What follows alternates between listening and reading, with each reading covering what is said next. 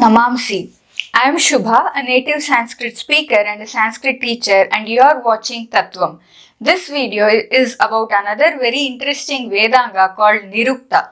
Nirukta means etymology. Before I go into the topic, I would like to welcome those who are new to my channel and also let you know that this video is a part of the Vedas, Vedangas and Upangas series.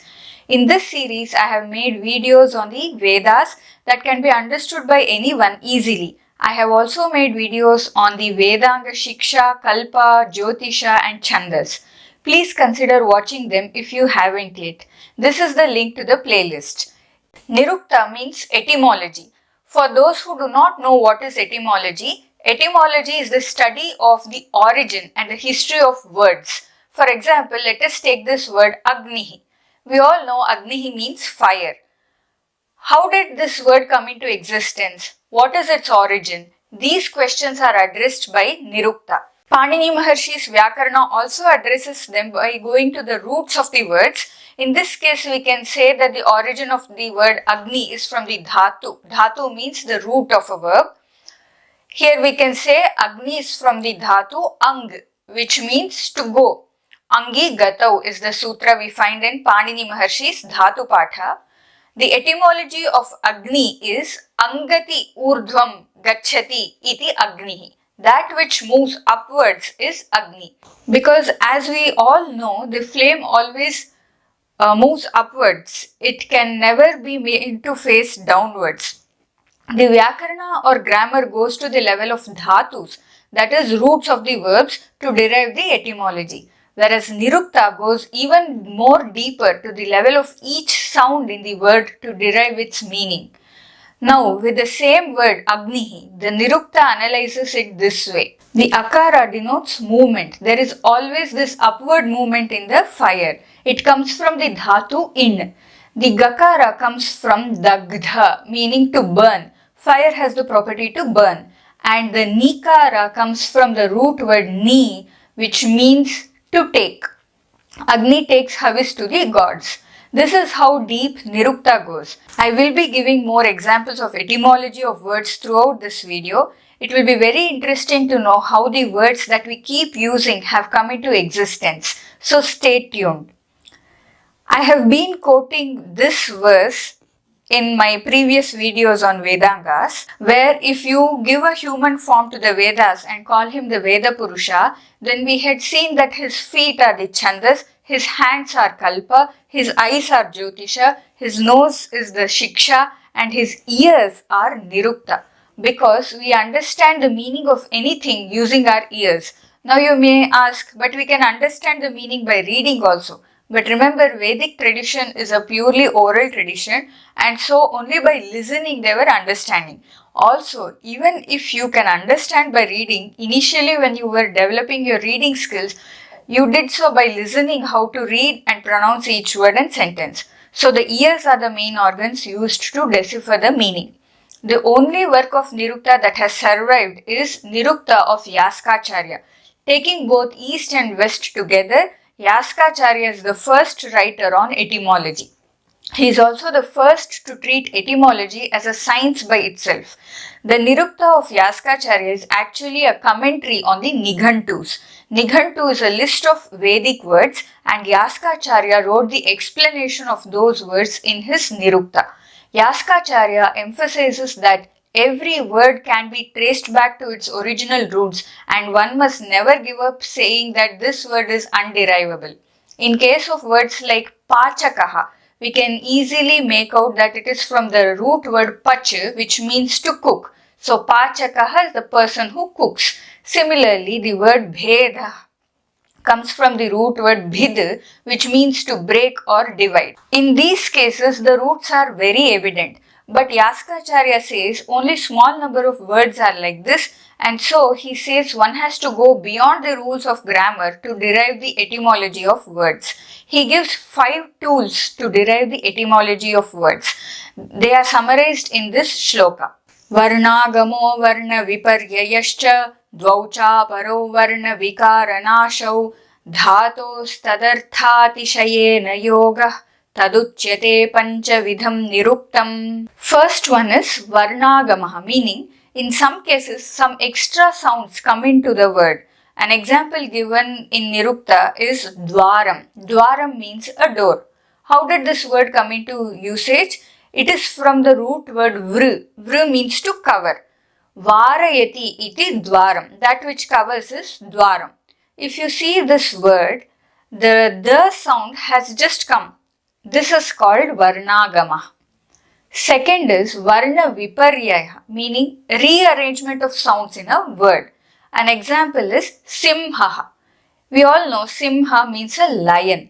How did this word come into usage? It is from the root word himsa.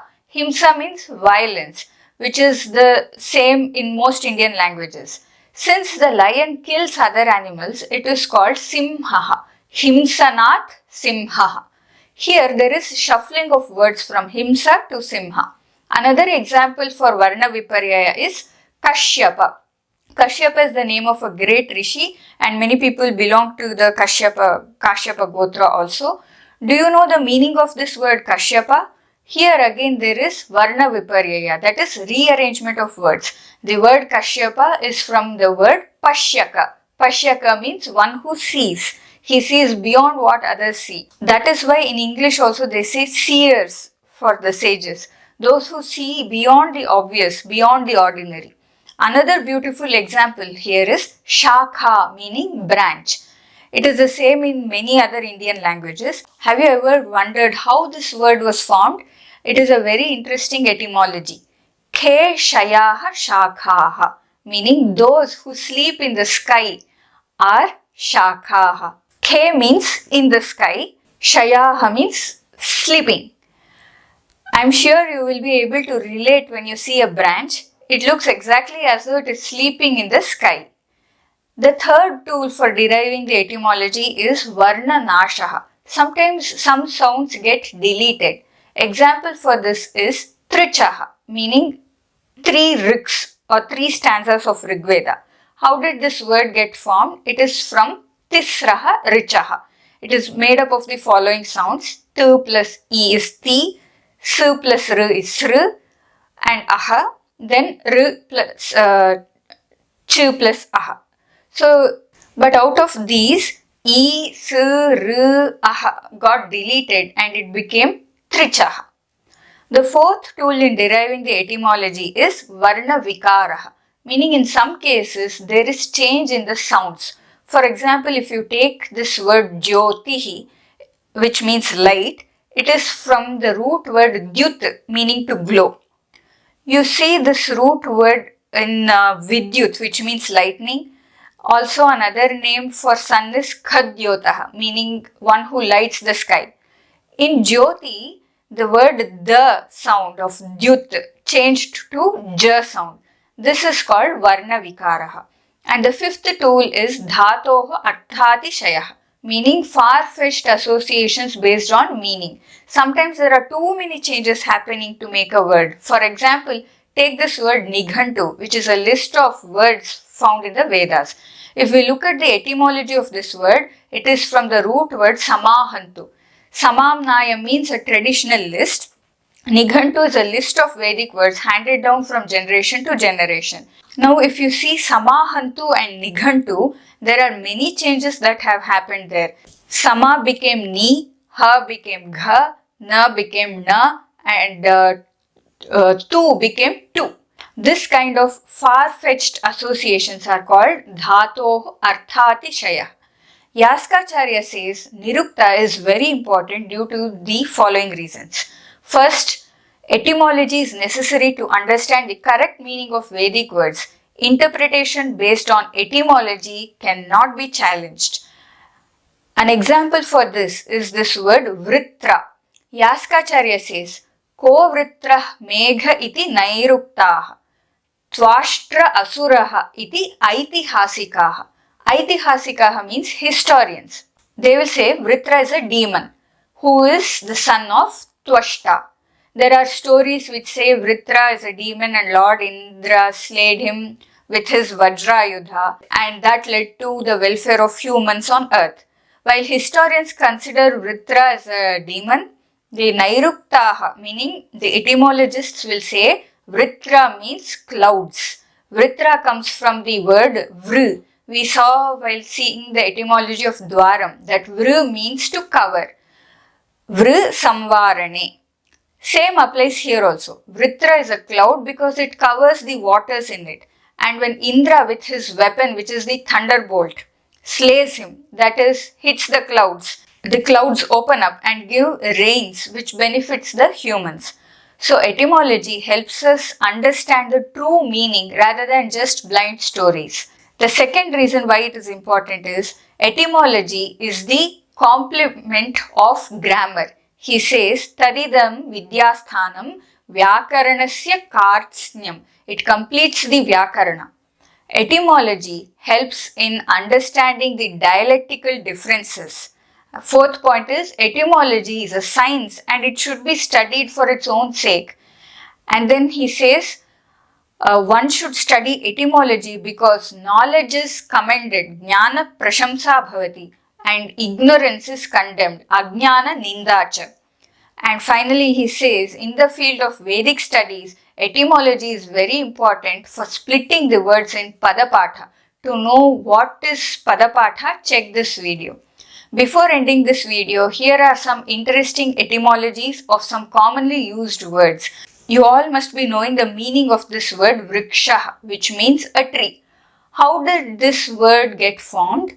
Vr, as we had seen in the etymology of Dwaram and Vritra, means to cover. That same root we find here too. What does the tree cover? It covers the earth. Another name for earth in Sanskrit is ksha. So vrikshaha is vritva ksham tishtati iti vrikshaha, meaning one that covers the earth and stands is vrikshaha. Mandukaha means frog. Nirukta says mandukaha majjukaha majjanat. The word mandukaha has come from majjukaha, which means divers. Majjanam means to dive. The cloud is called megha. Why so? Because it is from the dhatu mih, meaning to sprinkle or to irrigate. Mehati iti megha. Kachapaha means a tortoise. How did he get his name? Kacham atmano mukha samputam pati. Kacham means the mouth of the tortoise. Pati means protects. When the tortoise senses any danger, he draws his mouth that is his face part into the shell. That is why he has got his name Kachapaha. In Gita Govinda you will see this word Keshava Dhrita Kachapa Rupa Jaya Jagadisha Hare. Vishnu took the Kachapa Rupa. Let me know in the comments which words etymology fascinated you, and also do let me know in the comments if you have come across any interesting etymology of any word in any language. That will be extremely interesting for everyone if you can share it in the comments. And please don't forget to subscribe to Tattvam if you haven't yet. Agrima video madhye punar milami. Namaste.